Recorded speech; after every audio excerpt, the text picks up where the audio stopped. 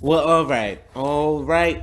Hey, hey, hey, You're back with I'm a Rant with DJ. and Vell. Mm-hmm. And let's just put this disclaimer out there real quick. You know the This disclaimer. may not, what you say? This may not be for you. Or what did I say underneath what you were saying? Yeah, that's what I want to know. I was just saying, go ahead and put your disclaimer out Oh, there. he always coming for me. Go ahead. Again, this may not be for you, and May if it's not. not, poof, bitch, be gone. Yeah, so What's man. up, Dejon? How you feeling today, Mom? I'm good. I'm relaxed. It's cold outside. Oh, it came like a thief in the night. Out of nowhere, straight from left field. Straight from it. But It's hey. cold out there. Wrap up. So, are you excited about today's podcast? I'm a Topic. little excited about today's podcast. I really want to pick your brain. I want to hear from you Oh. a little bit. Oh. Little bit. This definitely wasn't in the discussion before we started this recording. It was not, because It was not. I needed you to come back to the right field. Oh, So, yeah. all right. Well, One of those. I know for next time. This will be all about him, believe me. All about me. All about you. Tell him the topic. well, the topic of today is parenting and kids. Oh, God. And we're going to break it down into two sections. The first one is going to be parents and children ages 1 to 12. Okay. We're just going to wrap that together. Okay. That seems like a pivotal moment for children. I say it anyways. Okay. Well. And then the next part of that will be 12 and up. Well, it would just be older children. I'll just say older children. Okay. Okay. So, right. well, you got me caught off guard here, mother. This is what I do. I'm a little bit bewildered. A little bewildered, but hey, come back to that later. So, okay, parents and children ages 1 to 12. Mm-hmm. Well, first, like we like to give you the definition because you just might not know. Mm-hmm. So I'm going to let you know. So parenting, the activity of bringing up a child as a parent. A parent is someone who is to be or act as a parent. To be or not to be. To be or act as a parent to a child. Act. Yeah. You can either be or you can act. Ooh, Jesus. Meaning that you don't have to be the biological to be someone's parent. So that's deep all by itself. what do you get from that then? That you don't have to be to act. No, that you don't have to. It says you to be or act. A parent is someone who can be or act. So then, what do you? Shit, the biological parent can be to be or act. Not all parents know how to be a parent. They just in the moment acting like they know what the fuck they doing, but they don't. Some people just have kids just because it's that's very, very specific. Very specific. When I read this definition, what I got from it was it's to be as in you are the parent. Okay. And everything else comes with that. But then to act is kind of like I felt that I was stepping into the role of parents. Well, that's the good thing about ranting is that everybody have different views on what stuff means, and like even now today, we giving our opinion about different stuff, and our listeners are going to have different views and opinions about even what we say. So I just think... Well, they can get their own podcast. Well, yeah, but we want them to listen to us too. So continue to listen to us, you guys. So no, like on a serious note, that age from 1 to 12, and let's just talk about to be. So to be a parent, it's a whole... you can't even wrap this up in one podcast. Well, yeah. Well, I was thinking that this would have to be broken down. It's so much stuff in coming down to being a parent.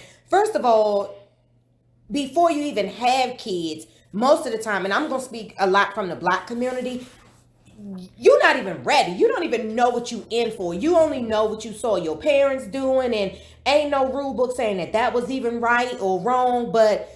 Is anyone really ready though? No one's ever really ready. Yeah. You can even plan for it and still not be ready because you a lot of times when people have kids, they always like, oh, my kid not gonna do this or my kid not gonna do that. I'm gonna do this. You don't know what the fuck you gonna do to that little demon.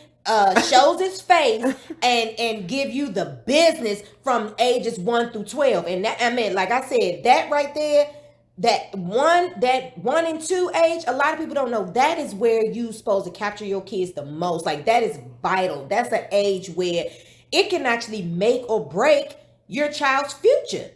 starting with education and respect and like a list of just the list just goes on and on and on about the different things and the different levels where your child's supposed to be between the ages of 1 to 2 to I'll say 3, 1 to 3. Like y'all run around here, y'all kids. To me, when I was coming up, I always felt like in the Black community, we looked at kids as being a toy or something that you play around with or things like that. I didn't take that shit. I took it serious from the gate, first of all, because neither one of my children were playing. I love them to death, wouldn't trade them for the world. And I said to myself early on, I'm getting my tubes tied because this shit ain't for me. Like, you know what I'm saying? Even though I enjoyed raising you and your brother, but I knew that this was not the path that my life was supposed to be on, was to be raising no kids.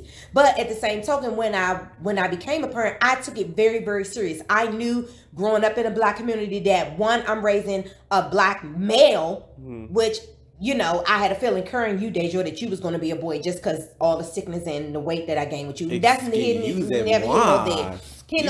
But I knew that raising a Black man in the world that I came up in the era that I came in, I had to take it serious. Like I was one of those parents that was like, oh, my kid's gonna be fly, my baby gonna have on the Jordans and he gonna do this and he gonna do that. But at the same token, I was also that parent that was like, my child's gonna know how to read, they're gonna know how to write, they're gonna know my name ain't just mommy, I have a name.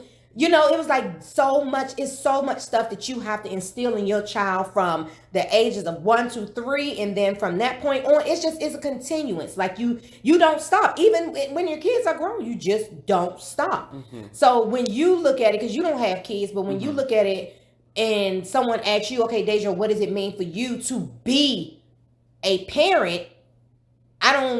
You can't give advice on that, but you can give what you've seen. You can give what you witnessed. So when you think about it, how does that make you feel? Like, what do you think? What I think when I hear to be a parent? To be a parent. Well, like you said, that's tough for me only because, you know, I'm not a parent. And from what I've seen is, I don't know. From what I've seen, it's only going to be from you, really. You and Dirk. Those are my parents. I don't think anyone else has acted in that role. You know what I mean? So, what does it mean to be a parent? It's everything that you guys did, the foundation that you laid. I can't speak on how I was brought up necessarily because I was in it. You know what I mean? I can only say, oh wow, how I was brought up was completely different than what's happening over there. Okay. Like what's happening over there is bizarre to me. So like give an example of what the difference. Oh, okay, I can grab you one right now. When we were grab it. I can grab you one right now. When we were living in South Carolina. Okay. And I had a friend that lived in the neighborhood that we lived in, Inverness.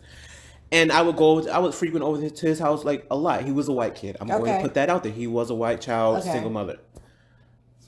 The way, when I go to someone's house, I'm going to tell you about me. And it's probably based off of how you raised me. When I go to someone's house, I'm the kid that it's going to look like I'm sucking up to your parents. No, I'm just being very respectful because I am in their space. I'm in their space. Maybe I am eating whatever they're cooking, whatever they're offering. I'm the one that's going to tell your mother or your father, no, let me do the dishes. I'm going to help you clean this up. What is it that I can help you with? I'm trying to be the most respectful child in your house because maybe I want to be invited over again. Or maybe I want you to see me as a good friend to your child. Right. In me doing that in this particular time, and I think I was in middle school, it was bizarre to me how this kid was treating his mother. Just like the talking back, calling her name. Okay. It was just, I could not wrap my head around, one, how he was doing this, and two, how she was letting that happen. Okay. Because I'm like, I know good. It's not happening over at my house. I don't even think about it. I don't even think twice about it because it's just not happening. But like I said, I think that's the foundation that was laid for me in those early ages that I can't even remember when it was laid. Yeah, and then to touch on like the foundation, just when you think about it, growing up in a black household, being raised by a black mother, father, you learn early on. Like a lot of people think it's a game when black people like, no, our kids know what to do from the gate. No, because we know, like, when you were going into a store, your mother was like, I wish the fuck you would. Don't ask for nothing. Don't touch nothing. Right. Don't. That disclaimer was in the store. It's history. That disclaimer was in the car. But I will tell you, walking up to the store, that was with the new kids today. It's gone out the window. Oh yeah. It's gone out the window. And it goes back to that saying where your grandmother is now damn near the same age as your mother. So if that's the case, that means that child was lacking something in their life when they actually begin to have children. Their foundation was not set and rules was not in place so that they can teach that to their kids. So when I do see, not to be funny, and I have some Caucasian listeners, which I love. And if you guys want to leave your comments on the bottom about like some stuff in your household, the difference is black parents did not play that. You were not going to disrespect or embarrass them in public, or you got your ass whipped, or you got laid down wherever you played down at. It was not a game. And what's funny about that too is I think that there are opposites to that. Even though, like what you just said, it was like that all around, all across the board. But then there were those parents who would be like that, where I feel like with you laid the foundation so that would not really happen. That wouldn't even be a discussion or a problem to come up. But then there are those parents who don't teach that, who don't lay that foundation, but they still want to act like that as if it shouldn't be happening. But you haven't taught your child anything. Yeah, because you got in today's world, and I'm gonna say the last 20 years, and this puts you in that category. So in the last 20 years, a lot of parents that I see, they pretty much want to be like, oh, I just want my child to be able to express themselves, and I want my child to be able to do this, and and to be able to say this to me, and that's fine. That is fine. But I'm going to just say, for me, just because I don't know, like my friends don't have a whole lot of kids, so I'm just going to I frequent a lot of kids that are my age and younger. The most young adults who are older than me, I don't really see that in them. So I would probably say not 20. Where are we? We're in 2019. I'm going to say like from after 2005. Like these 2000s kids. Are completely different. The new generation. And I know I'm 97, but these 2000 kids are really different. Oh, they are really different. It's because the parents are different.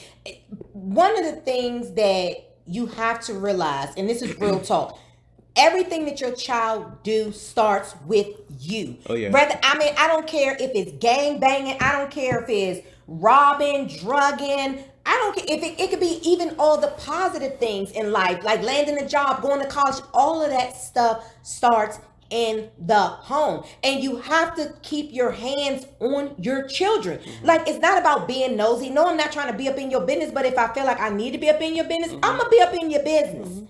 It's just as simple as that. And with a lot of Caucasian kids, they have this free range, and then the parents lose them, and then by the time you want to discipline them, it's too late. They've already been out there, calling you assholes and smacking you in your goddamn face. Or it'll be the other way around. There'll be no free range. There'll be all types of confinement in prison, and then when you let your child out there, that is so true. It's that just is a true. wild tornado. So when I think about me and my husband's parenting skills, I'm more of I'm going to teach you the right way, and then I'm going to step back and I want to see what you do. Dirk is more so, I'm going to teach you the right way, and this is the way I want to see you do it. So we don't have much confrontation when it comes to that, but we always have like a disagreement where I'm like, no, babe, like you gotta let's see what the kids do. Let's see their response, because the reason why I need to see your response is because I need to know that you got it. So if I see that you're going to take the wrong road, I'm going to stop you and be like, are you sure that's something that you want to do? That's not how you was raised, or whatever the case may be. I don't want to dictate your entire life, because then you're not living your life, you're living my life. And that's one thing that I cannot stand, is to see people live through their children. No, let your children go off and be whoever they need to be, but if you start setting that foundation from the start, you ain't got to worry about if they're going to come back and want to be around you or do all these different things. Well, let's go ahead and define what it means to lay the foundation. Okay. To lay the foundation is to provide something such as an idea, a principle, or a fact from which another thing develops or can develop upon. Yeah.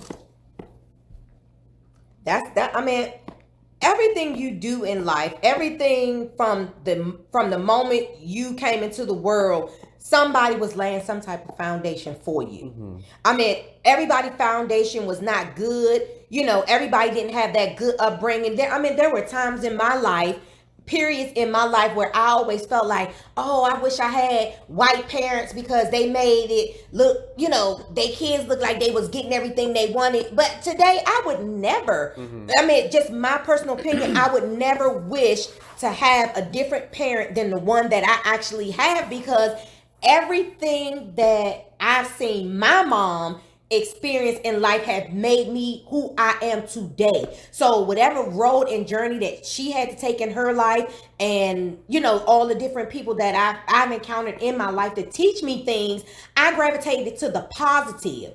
But everybody is not like that. You got kids out here today that just, it's like I said before, it's easier to do the wrong thing. It's so much easier. But it's rough out here. I don't like birthday parties. I really don't like going in places where there are a lot of kids, because I don't like parenting. I don't like what I see the parents allowing kids to do. So I'm that chick that some of y'all might get a little pissed on what I'm saying, but if your child run up and smack me, I'm gonna smack your motherfucking child right back. And then it's gonna be me and the mother going at it, and then your child more than likely gonna see you get your ass whooped in public, because no, like, it's no excuse. I'm not gonna be like, oh, I'm sorry that Jaden accidentally smacked you. No, bitch, no. I'm sorry that Jaden about to see you get your ass whooped because you didn't teach your child manners before you left out the house. No, there is no excuse. We can dress them up and we can make them look as beautiful as we want to, but then if they ain't got nothing behind that, they ain't got no respect, no morals, no values, all you got is a dressed up goddamn demon, a goddamn little Chucky doll running around with their hair done. That's it. Nice clothes. You have to teach your kids something. I'll never forget this day. And everyone who knows me knows this. My son, I used to have my son. He was, oh Lord, Dooney would sit on the porch with me, and because he was so young at the time, and even then I was like, you can't have friends if I don't know the parents. And if I don't like the parents, I'm sorry, you still can't be those kids' friends around me. Right. Because I think in the beginning he didn't really understand it, but then I think he got it, because I'm like, you don't understand the type of parent that I am, that I will go to bats for you. I will literally lay my life down for you. So before I allow you to go out in these streets and just run rapid with these kids that I don't know, I can control the environment by me knowing who you're around,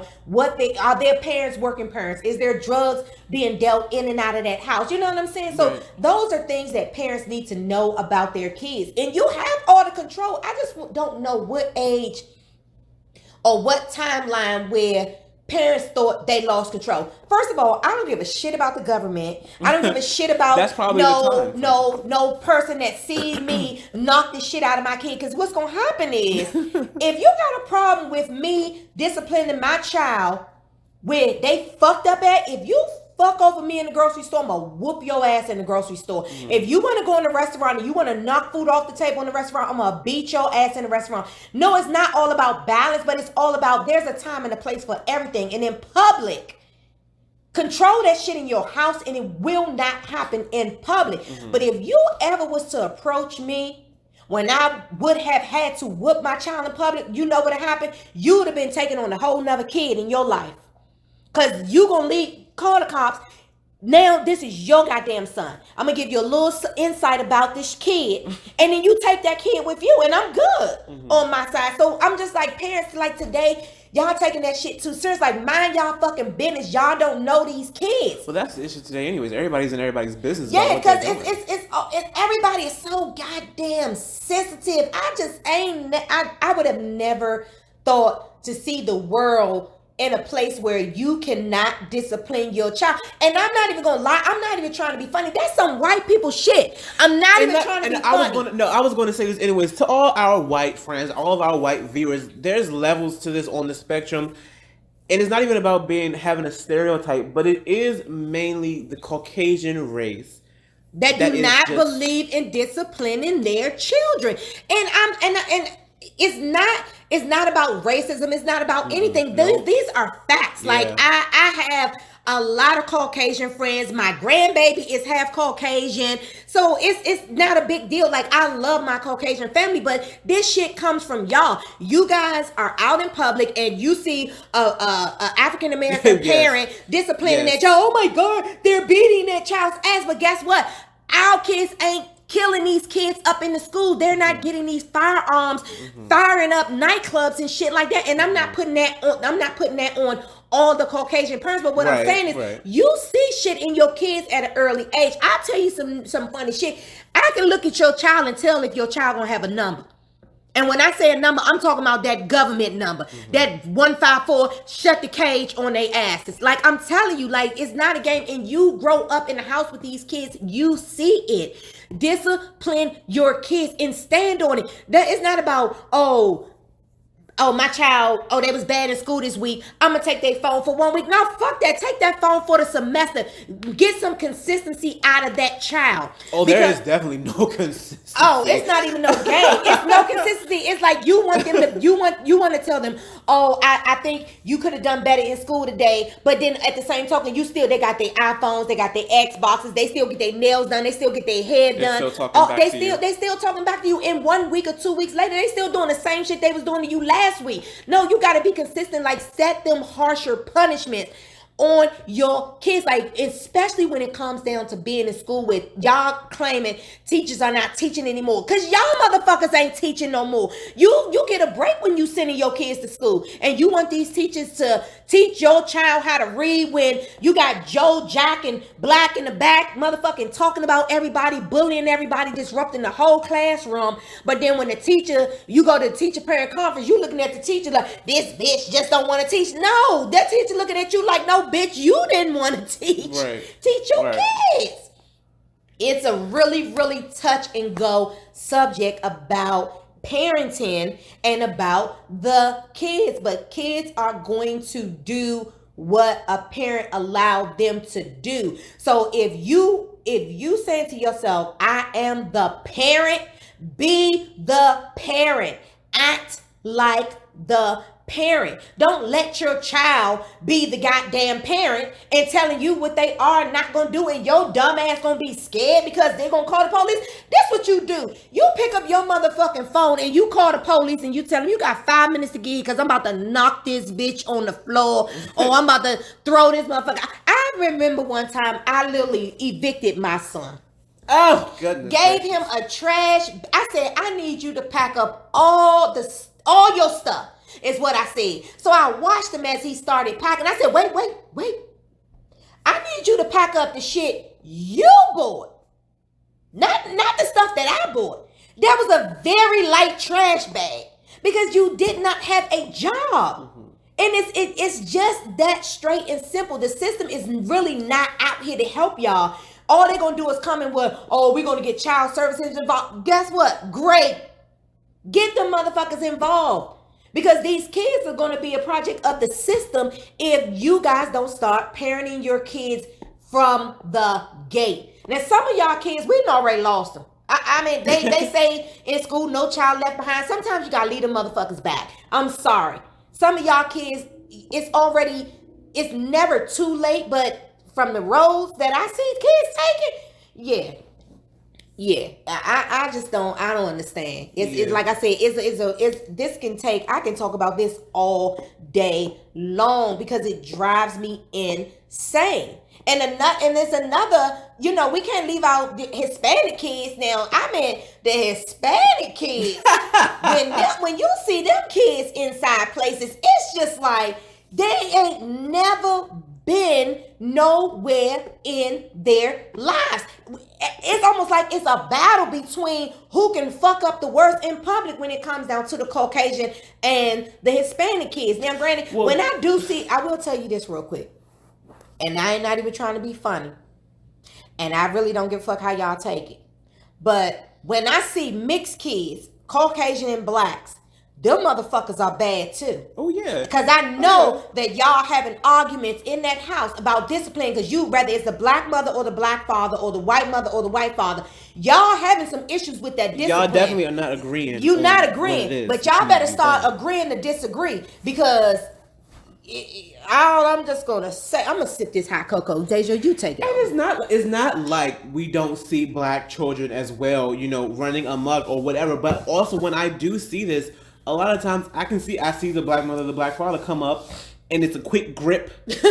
Or look, and things shut down. Yeah, and this is the age from 1 through 12, you guys. Right. So it's not about your 17, 18. We'll talk about them motherfuckers in a little bit. Because I have a lot of info on that one. So, anyway. Right. But it's really just, I didn't think that this would become a bit of a race thing, but I guess it is important because it does define what's happening in your household. In the parenting, in households. So, I mean, like I said, when it comes down to the biracial kids, I just wonder what that conversation looks like in the home when it comes down to parenting. Because if you got a black man that was raised by a black mom, he ain't gonna sit up there and have his child squatting and spilling out all across the floor and thinking that it's okay. No, he gonna want to grip their ass up. And if a black woman, and if you are married to a white man, then you need to stand on your foundation that you was born on. Don't let them sweet talk you into, oh no, just let them give a time out. Let me tell you something. What time out get you? Time out get you time. Is what the fuck time out get you. Time out is gonna get you time. I don't want to hear no bullshit about I'm gonna give him 2 minutes in the chair. No, fuck that. Give him 2 minutes of a good ass whooping or standing in the corner on 1 foot. Cause that's some shit that happens. Make their ass sit in the chair for 4-5 hours in the corner by themselves, talking to their goddamn self. You gotta give kids a moment to think about what they've done and have consequences to their actions. And that's across all boards. Black, white, Hispanic, like, I don't care what you are. I don't care. We all got badass kids. We all got kids that can use a little extra discipline, because it is some black ass kids out here running rampant. And when I look, I'm like, oh. And then when I see the bigger picture, the parent is about 5 years damn near older than the child. So you got 2 motherfuckers out here in the streets. That's when I see a lot of the younger black generation. This is the truth. Rarely do you see an older parent with a black child. Mm-hmm. And have them, you don't really see that. I'm not even trying to be biased. You don't. It's always the younger kids. It's these young African American kids. It's these young Caucasian kids. These young Hispanic kids that's way too young just to be having kids. Now, granted, I ain't calling the kettle black. I mean, I had my first child in my teens, but I had to grow up real quick. My life was not all peaches and cream. That's why I'm enjoying the fruits of my labor today. You hear me? But at the same token, even now today, my sons is in their 20s today. And they still know when the fuck I'm not playing no games. And when you set it that way, it'll last until the day you die. It will last until the day you die. And it makes your life a whole lot easier. You think Deja ain't never gave me attitude? Yeah, this nigga done gave me attitude. Always pouting and want to be looking angry. I don't pay that shit no mind. Because guess what? I'm the big kahuna up in this joint. You ain't running me. Not no kid. There ain't no kid running me. No, it's not happening. So that's how I feel about the parenting generation with kids ages 1 through 12 years old. And like you said, it's to be or to act. But you got to pick one. Pick them both. Fuck that, pick one. Pick them both. These kids out here acting like they entitled, and it's because parents are allowing them to control their lives. And you ain't about to control my life. Because it's a choice for you to go buy those shoes. It's a choice for you to take your child to the hair salon. It's a choice for you to sit and be like, oh, I'm going to take my daughter with me to get my nails done. Do she deserve to get her motherfucking nails done? Or do you got yourself a little girlfriend That's one of the things that you see really a lot of. And that's guys, funny. I will say I will say that they want to be friends with their kids. And that's okay. Well, wait.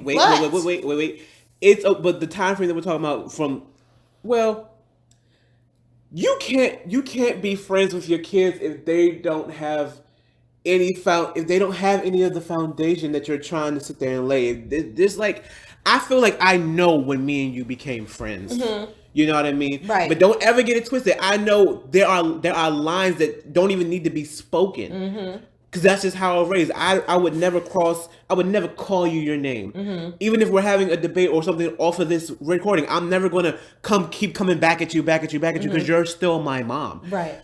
Most of these parents want to be friends with their kids. They think, oh, that's a great life that's to live. How they're gonna get, and that's how they're going to get in. I'll be able to blah, blah, blah, talk to them like I'm one of their friends. Yeah. No, mm-hmm. They need to see you as their parent first. Yeah, first. That's the key word, Dejour. They need to see you as their parents first. The relationship, the friendship relationship will come later. In time. It comes later. It will come in time. I'm not telling you, no, don't go take your daughter to get their nails done together. Don't take them to get their hair, but let them be deserving of that. Let their educational background say, okay, yeah, oh my God, you had 3 A's and 2 B's and maybe just 1 D. You know what I'm saying? Like, you know what? Guess what? I'm not going to take you to get your nails done this time. Bring that D up. And then, next time when it's time for us to go to the nail shop, you can get your nails done.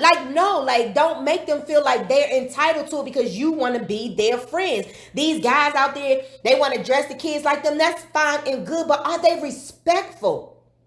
Are they respectful? Are you teaching them to open the door for their mother? Are you teaching them to go out and get those grocery bags or to take the trash out? Do you have to constantly tell them, oh, take that trash out? Or, you see your mother struggling, go help your mother.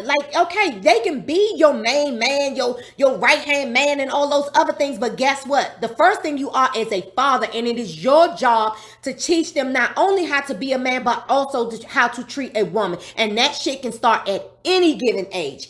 I see so many men out in the street today. And this did not always happen for me, but I have been married going on 15 years. And from the day one that my husband and I went out on a date, my husband has been opening and closing my car door. People see us probably think, oh, they newly married. No, we're not newly married. We old school married. And he has been opening and closing my door from day one. That was something that was not taught to me at a young age. A man should do, but guess what? His father taught him at an early age, son, this is how you treat a woman. This is what you need to do for a woman. So you guys, you out here, you can be buddy with your sons. And I love to see sons and fathers together, but teach them something in the midst of it and also through your actions. Teach them something.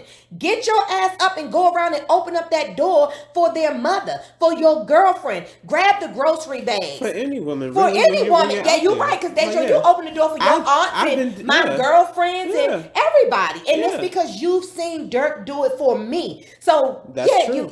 I'm telling you, it starts in what you put out, what your kids see. What your kids see. And I feel like a lot of other races, mostly the Caucasian families. Mm-hmm.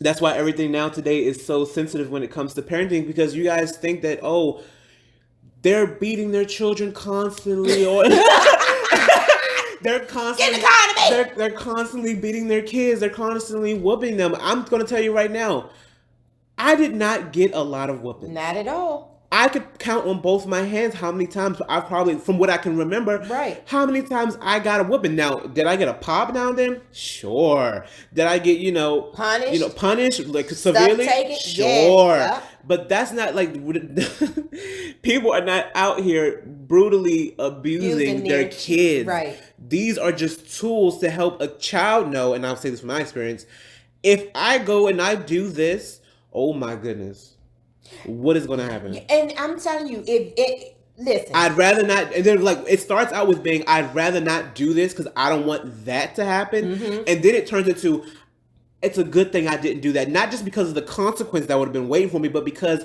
I had no business doing that anyways. Mm-hmm. But that's what's learned when you started off. A lot of you guys, parents and white parents, you don't give severe consequences to nip things in the bud. Nip it in the bud. You don't give correct punishments for what's happening. You know, if a child is talking back to their teacher, or they're cussing out their teacher, or they're talking back to you, that's not a go to your room, don't turn on the TV, give me your phone. Mm-hmm. Do you know what I mean? Right. That's soap in the mouth. Get this beating, and yeah, I'm taking everything else from you anyway. It's like stack it on. Stack it on so bad to the point they don't even want to ever do it again. And then they'll figure out later on that they shouldn't be doing that anyways. And I take my hat off to a lot of the great kids that I do see out in the world that have parents at home that's like, you know, like it's two kids in the store and one of them want to, you know, take the candy or whatever the case may be. And they be like, because if my mother got to come up here, But you know what's funny about that too? What? It's mostly, and correct me if I'm wrong, but it's mostly the parents who are middle class and lower. Ooh, let me think on that. It's mostly the parents that's middle class and lower. Or their environment or the economic place that they're in currently would be considered lower. That discipline their kids? That really do discipline their kids. Because most of the white parents that I see who have the grip on their kids, middle class or lower.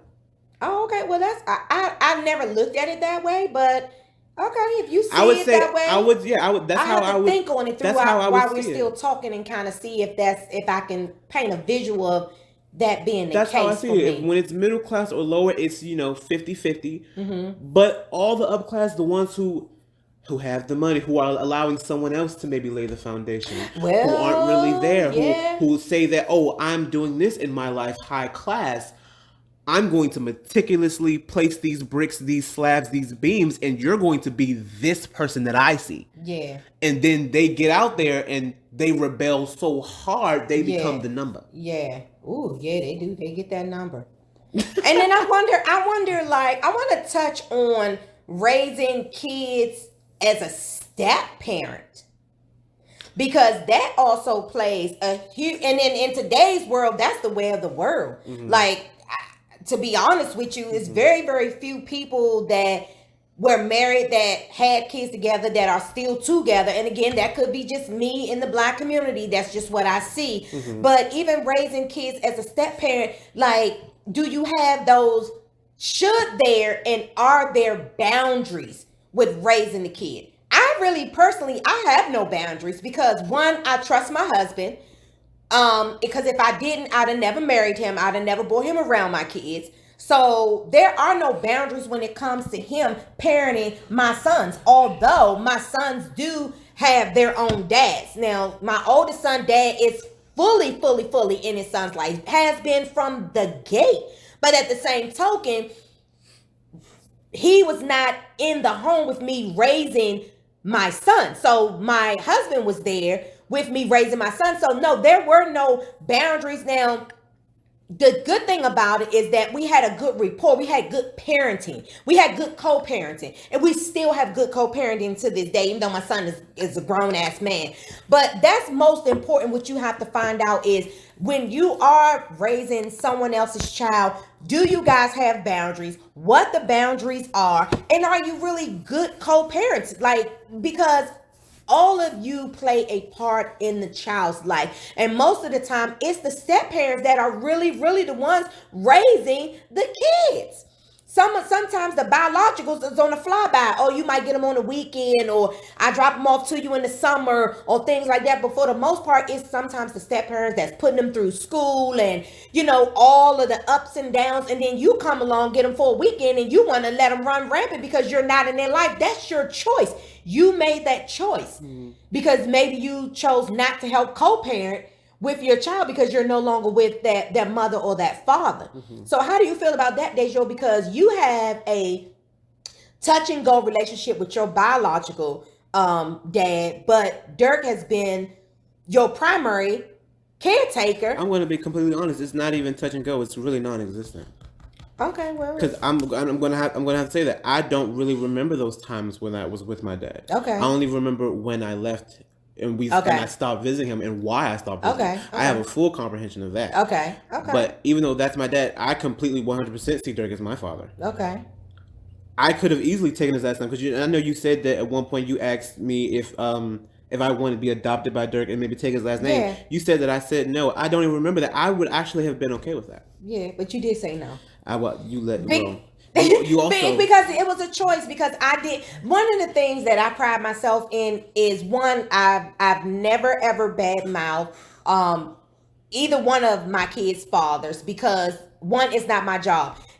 A child sees everything. A child sometimes hear everything. So you have to be mindful of how you speaking about the other parents in front of those kids, because then they'll start setting up things in their head. Oh, my dad was this, or my mom was that, because I heard my, the parent that they living with talking about the other parent that's not there. That's not something I ever needed to do, because I'm saying if you're going to be a good parent, my child is going to see that. If you're going to be a bad parent, my child is going to see that, and they're going to be able to make their own decision if they want you around or they want to be around you. And when they come to me and be like, "No, Mom, I'm not going back over there no more. I don't want no dealings with it," then guess what? That's what it's going to be. I'm going to let my child make that decision on their own. And it's going to come because of something that parent that's not in the household has done or made my child feel like they're not a priority, or what the case may be. Again, I'm talking from my own experience. But I do know a lot of people that their kids are being raised by step parents, or either they have a kid together, but the first child, or is not the child of the married couple, or y'all know the diversity of how that all plays out. But I just leave some comments in the bottom of the box about your opinion about co-parenting. I just want to know, do you guys have boundaries? Do you have that conversation about co-parenting? Because today's world, it's some bitter motherfuckers out here in the world. Guess what? Y'all shit did not work out. In the end, the child suffers. The child suffers. The motherfucking child suffers. Get y'all shit together. Get it together.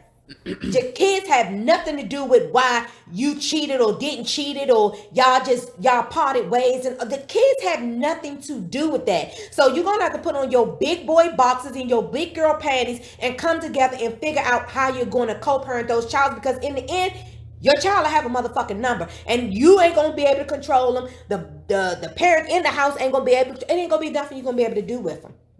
And it's all because you guys could not communicate on how to go. If it's really, really over and neither one of y'all got feelings for one another, why can't you come together and co-parent? If it's really, really over. In the beginning, it's a little salty. Everybody ain't happy about not being with the person you thought you was going to be with when you started having kids. But that shit happens every fucking day. It's going to continue to happen. But when you start bringing kids in the mix, stop thinking about yourself and think about your goddamn kids. Think about your kids. I'm a stepmom. I love my goddamn stepkids. I will go to bat for my stepkids the same way I go to bat for my kids. I have good relationships with their moms. We go to games. I'm just saying, has it always been that way? No, it hasn't. But guess what? It has always been about the kids for me. It has always been about the kids for me, and that's why it came together, because God knew my heart. God knew my heart. I'm not going to try to keep my husband from his kids or none of that stuff. So I just want to know, as co-parents, do you guys have boundaries? And if you do, why do you feel you have boundaries, even if the biological is in the child's life? If the child predominantly lives in the home with the step parent and the biological parent, why do you have the boundaries, and what are the boundaries for? Yeah. So that's a lot. Like I said, this could be like an all-day conversation, because there's so many different avenues that you can take, and so many different things. And one of the things I hate hearing is when you raising somebody's child, the first thing, as soon as you discipline them, the first thing you say, "You ain't my mother, you ain't my father, you little bastard. I've been your mother and your father since the day you damn near been born." You know what I'm saying? So sometimes it comes because sometimes later in life, the kids will hook up with their biological parent on the other end, and all of a sudden the step parent that's been raising them for years is some shit. Oh, because now you done found your mother or you done found your father. It's crazy. But again, it still all starts with how you raise your children. And if you guys can't come together and communicate, you setting your child up for disaster. That's all I'm saying. Because then if a child don't see it, you doing it, if it comes a time in their life where they have to be on the other end or be somebody's parent or step parent, they ain't gonna know how to do it. Because all they're gonna see is how you guys made it look so bad. And then it just is a domino effect, just keep on happening generation after generation after generation. So it's just crazy. It's a lot to being a parent, and it's a lot to being a kid. It ain't easy being no kid with somebody telling you what to do all the time. It's not, but most of the time that gets, pushed to the side because we are kids. Yeah. I just wonder why like kids always feel like parents are trying to ruin their life. It's so funny because when you teach your, for example, if you're a homeowner, if you rent and you pay, well, most of the time, all of y'all that's renting, you paying less, you paying water, so that's a whole nother story. Go buy yourself a house. But anywho, and you tell them, cut that light out. Don't hold the refrigerator open too long. Why are you leaving all my lights on in my house? Why are you running the water? We're telling you this because we know. We're telling you this from a parent's perspective because we pay the bills. We know what leaving those lights on, we know what leaving that water running can do for our bills. But you don't see it until you out on your own. And then you left them goddamn lights on and you left that water running. And then all of a sudden your bill is $100 more than it was. And your water $50 more than it was. And you be like, damn. We got to start cutting off these lights. And then do you ever think back to say, my mother and father used to tell me that all the time. Don't leave my lights on. It ain't because lights wasn't free. Motherfucker, we was paying for that electricity. God, it's just crazy how the tables will turn. The tables are going to turn, people. And if you out here just raising your kids just so they like you, I really personally don't care if my kids don't like me. And that's real talk. Deja does not have to like me. Dooney does not have to like me. But guess what? You gonna motherfucking respect me. That's what you gonna do. That's what you gonna do. So Deja, why does kids always feel like parents are just trying to ruin their life? Why do you feel kids go against the grain? Well, ask it again. Why do you feel kids go against the grain? How come if a parent say, I think it's best for you to go left, y'all go right? Because we don't know what right has over there. So you want to just see it. It's not so much. It's not so much a rebellion. We don't know what's over there on the right. Maybe we like the right, even though it's wrong. Maybe the right can work out for us in some type of way. Maybe it'll work out. We don't know what's on the right. Most of the time, it's just, and that's not even really you. Maybe sometimes, but sometimes some people don't explain what's on the right and the repercussions of what's on the right. Okay. So then if you just say, hey, at the fork in the road, go left. It's better for you. My instant thought is, what's right and why is it bad for me? Oh, okay. But then when you go right and your tire get flat because there's a hole in the road, then you be like, damn, my mother told me go left. Yeah, but then it's like, you should have explained there are holes in that road. Okay.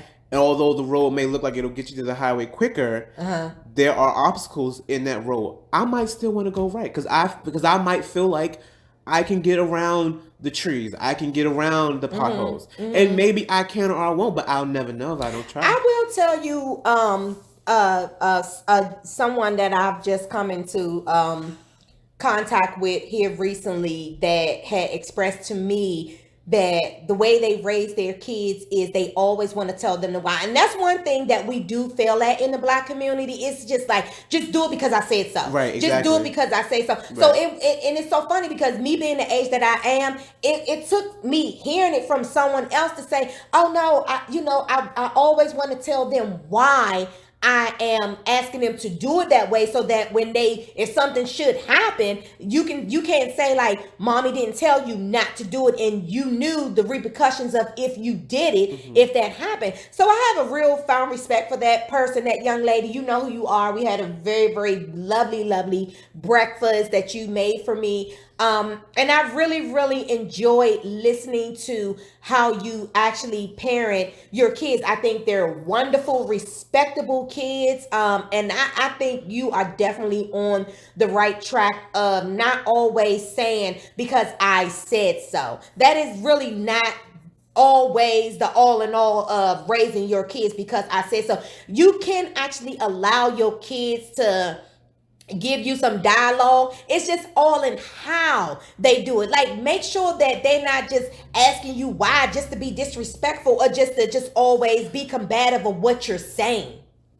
Make sure that they're like what you just said, like Dejour, like, well, yeah, I really wish I would have been a parent that was like, oh, Dejour, I want you to go to the hospital, but don't go right because the reason why I'm telling you is because X, Y, and Z. Now, had you still done it, that's great, but I really wish I would have expressed to you and Dooney more of the whys. Yeah, because I was going to say, personally speaking, I didn't get that why until I was like older. Yeah. Honestly speaking, when I was older and I was becoming a young adult, and I'm talking about junior year of high school. Right. I was always, and whenever I would get in trouble, I was getting punished, I would remain quiet. Right. And I would say, I don't know. Right. Because I just don't know. From a kid's standpoint, from a kid who is respectful, right, and doesn't want to go and be abrasive, in the moment of standing there and being punished, I don't know what I can say. Mm-hmm. Okay. I don't think there is a dialogue that can happen. And that's where, I'm going to be honest with you, that's where a lot of black kids feel like they want to be raised by white children because there is a dialogue. Yeah. The dialogue over there is just it's so chaotic, but there is one. Yeah, and I have to take ownership of that. I raised you the way that I was raised, and it was always because the fuck I said so. Mm-hmm. And I did not open up the door to get your opinion of different things or to tell you the whys, and so I take full ownership of that. And this is like one of the best conversations that we're actually having, even though we're sharing it with other people. And parents, like, go talk to your kids, find out from them if this is an issue. I will tell you, there was a healthy balance of that though, because even though it happened later in life, I can honestly say the reins that were on me were constantly being loosened. Mm-hmm. Were constantly being loosened to where I felt like I could do more. I could have more freedom. And then with that made me feel like, okay, I feel more and more comfortable being able to have a dialogue because I know what it is to be respectful and still have the conversation. Yeah. And that's kind of like, that goes back to, I think when you were in high school, when you first got your car, and your friends were like, well, what time do you have to be home? And you were like, well, I don't have a curfew. So, and it's not that you didn't have a curfew. I'm like, no, but I know that you know me, and I know that you have respect for our household. So I know you ain't going to turn the key when I'm on my way out to work. Right. So I didn't want to put that restraint on you, not unless I had to. And I just praise God and thank God that I never had to. You always had that respect. We've had it once. We had a conversation? Yeah. That was like literally 2017, 2018. We had a conversation when I was really starting to like go to Richmond, to DC. Yeah. There were times where I'd like get home a little later because I would think, oh, I'm going to stay over here. But no, I decided not to, and I decided to come home. Yeah. And then I ended up coming home late. And that was one conversation where you just told me, just be mindful, please. And it was like a quick 2-minute thing. And it was like, got you, understand it. Right. Not going to let it keep happening. Right. But yeah, I would tell people, I don't have a curfew. I don't know what a curfew is. I just know when there's a time to be home. Right. Yeah. And then again, it goes with starting out young, instilling those rules and those regulations in your kids. You have to instill it. Parents, you have to freaking talk to your kids. And this is coming from a black mom with 2 black sons. When my kids call me and want to express to me things that they're going through, I feel so loved and overwhelmed that I raised 2 African-American young men that feel so comfortable with their mom that they want to call me and tell me any and every, nothing is off the table when I'm speaking to my sons. And that's because they know, one, it's not about size, because they know that I am a woman and I'm a woman first. So I'm not going to let you be out here in the street like, carrying yourself irresponsible to another woman and I'm going to sit here and condone it. I don't do that. I've never done it. Ain't going to do it. So, and like I said, my 2 sons, but I have 3 sons because I have a stepson. So who's married, and my middle son is about to get engaged, and Deja, he's still in the house with us and everything. But at the same token, they all know that, oh, Ma ain't having that. You about to go tell her what? She ain't having that. Like, you better come to me correct, even though you are my son. Like, and they don't come to me with like making themselves look like the grass was green on their side. Like, no, come with the truth, because I'm going to ask so many questions that you're going to probably wish you never even came to me. But I'm just glad that I have that relationship with my sons. Like, people, you have to talk to your kids. One of the good things that I love, like even down to my nieces, like my nieces still play with doll babies. Like I'm obsessed with my nieces. I have so many nieces. I'm obsessed with all of my nieces. They are just the greatest young ladies that I'm so obsessed with all of my nieces because they're just great. Well, the kids in this family, period, are, they are really, really they're great. really good. I'm they're not really, even really lying. great. The cream of the crop, really. They really great. They the cream of the crop. They're the cream of the crop. Put some whipped cream on that deli. Like, no. But yeah, so I mean, yeah. It's like I said, this conversation can go on and on and on. And I mean, me and Deja wasn't even about to put this out yet because we felt like we did not have enough dialogue, but only to see her and just be like, you could just go off on a whole nother topic, then come back and then go back and come back. But just, you guys, have those conversations with your kids. Set those boundaries in the house. It's not too late to get a hold of your kids so that they do not become a part of the system. Because as in the African American community, they already think all black men gonna wind up selling drugs, going to jail, or gonna be dead. Like, prove them wrong. And even in the white community, whatever statistics you guys got going on, like, prove them wrong. Hispanics, prove them wrong. Like, send your kids off to college. Everybody ain't gotta be out here cutting lawns and all that whole myth that they have about you guys' race. Like, prove them wrong, people. It's all I'm saying. And it starts with raising your kids and knowing your kids, most importantly. Know your kids. Because if you think I don't know my kids are sneaky, I know that my kids were sneaky. I knew that. So it was not a game. It's like, you just got to know your kids. And in order to know your kids, you need to be with your kids. That's most important. Take your kids places. Travel with your kids. Teach your kids that there is something more than just that 4 to 5 block radius that you may live in. Show them, like, make them want to get out of that community and go do something different other than sit around and be down the street, maybe drinking beers on the corner or selling drugs on the corner. No, take them out. Show them the world. But if you ain't doing it, they ain't gonna do it. So, is there anything else you want to talk about on this? Sure, we could go to the next part which is the older kids, which I guess would be considered me. Yeah. What about you? Well, let me ask you this. On a percentage level, how much do you think you know of me? Oh, on a percentage level? 0 to 100. A 0 to 100? Ooh. I think I have I know how much you know. From 0 to 100, I would say I know about 80%. That's exactly what I was going to say. And for me, that's a great deal. I'm comfortable with that. I'm comfortable with, at this point in your life, knowing about 80% of what you do and what you're about and all these different things. So yeah, I'm comfortable with my 80%. Now, if I sit here and be like, damn, I don't really know nothing about you, I would be concerned. I'd be questioning myself. But yeah, I think I know about 80% about you. And then I would probably put your brother at about an 85%. I would put Lil Durk at about probably like an 85% too, and then I probably put Brendan at like an 80%. So I'm pretty comfortable in like the percentage of what I know about my kids. So yeah, I mean I could stand to know a little bit more if y'all share.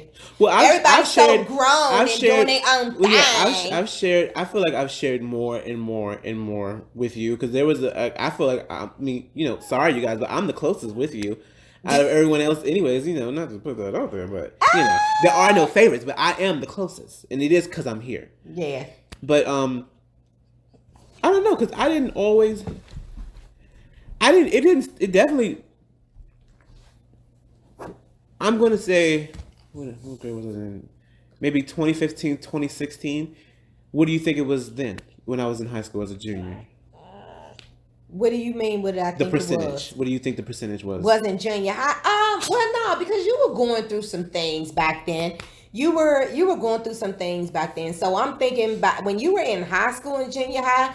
I would say I knew about 55-60% of what was going on with you. You were a very private kid. I almost thought you was a killer.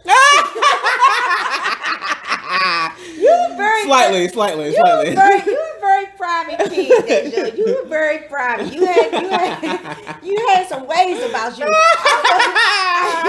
I used to think that they mixed your ass up from the hospital, because I was like, how did I get this light-skinned baby who got so many white qualities about him? I used to be like, I thought you was a killer. Oh my God. I used to be like, I'm gonna make sure he can't get in my room at night. Oh, no, I'm joking.